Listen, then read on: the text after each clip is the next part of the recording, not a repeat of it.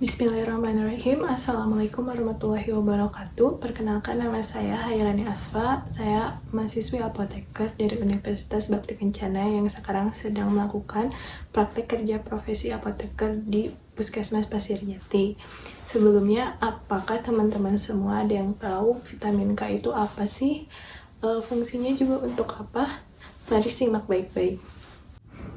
Vitamin K merupakan vitamin yang larut dalam lemak. Vitamin K berfungsi untuk membantu pembekuan darah dan mencegah terjadinya pendarahan pada tubuh. Terus apa yang terjadi bila tubuh kekurangan vitamin K? Bagaimana sih tanda-tandanya bila tubuh kekurangan vitamin K?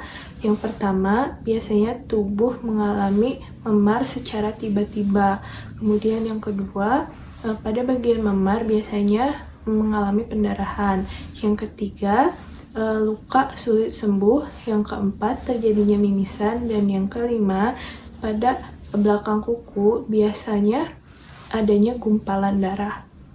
Terus bagaimana sih bila kekurangan vitamin K pada bayi yang baru lahir dan ibu melahirkan? Apakah berbahaya? Pada bayi yang baru lahir, bila tali pusarnya dipotong, maka akan terjadinya pendarahan. Kemudian, terjadinya pendarahan pada area hidung, saluran pernafasan, dan kulit, misalnya seperti mimisan. Kemudian, pada bayi laki-laki yang disunat setelah lahir akan mengalami pendarahan pada bagian penisnya. Kemudian, pada bagian matanya juga mengalami pendarahan, dan yang terakhir yang mengancam jiwa bila terjadinya pendarahan pada bagian otak. Kemudian, bagaimana sih kita mengetahui kebutuhan vitamin K kita terpenuhi atau tidak? Dari tabel berikut merupakan kebutuhan vitamin K harian, di mana pada orang dewasa, wanita atau laki-laki, kemudian remaja, anak, dan bayi memiliki kebutuhan vitamin K harian yang berbeda. Kemudian, apakah kita boleh mengkonsumsi vitamin K setiap hari? Apakah kita boleh membeli vitamin K secara bebas di apotik? Mohon maaf teman-teman, untuk vitamin K, apoteker tidak boleh memberikan vitamin K secara bebas. Vitamin K hanya bisa diberikan atas resep dokter dengan indikasi bila terjadinya pendarahan. Terus, bagaimana kita bisa memperoleh vitamin K bila vitamin K harus berdasarkan resep dokter dengan indikasi pendarahan? Vitamin K ternyata bisa diperoleh dari sumber makanan yang kita makan sehari-hari. Misalnya, sayur-sayuran hijau, contohnya bayam.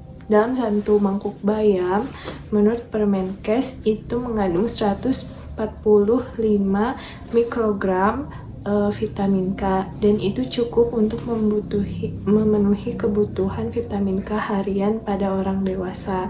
Kemudian selain itu, pada buah pisang, pada kacang mete, kemudian susu, daging, dan olahan susu seperti keju juga mengandung vitamin K. Kita bisa memperoleh vitamin K dari situ. Kemudian, pada suplemen vitamin K yang sudah diberikan oleh dokter, tidak boleh diberikan bersamaan dengan obat-obatan tertentu. Yang pertama, vitamin K tidak boleh diberikan bersamaan dengan aspirin ataupun warfarin. Kenapa sih? Karena aspirin dan warfarin memiliki mekanisme kerja untuk melakukan pengenceran darah, sedangkan warfarin untuk pembekuan darah. Jadi mekanisme dari kedua obat ini bertolak belakang dan akan menurunkan efek dari masing-masing kerja obat. Kemudian yang kedua, vitamin K tidak boleh diberikan bersamaan dengan Orlistat. Kenapa sih? Karena Orlistat sendiri merupakan obat yang dapat menyerap lemak makanan dalam usus kemudian dikeluarkan melalui feses. Sedangkan vitamin K merupakan vitamin yang larut dalam lemak, sehingga bila vitamin K dikonsumsi bersamaan dengan Orlistat, maka vitamin K akan ikut bersama Orlistat dan keluar melalui feses. Terus yang ketiga, itu vitamin K tidak boleh diberikan bersamaan dengan antibiotik karena akan menurunkan efek kerja dari vitamin K. Jadi bagaimana sih cara kita untuk mencegah terjadinya kekurangan vitamin K dalam tubuh.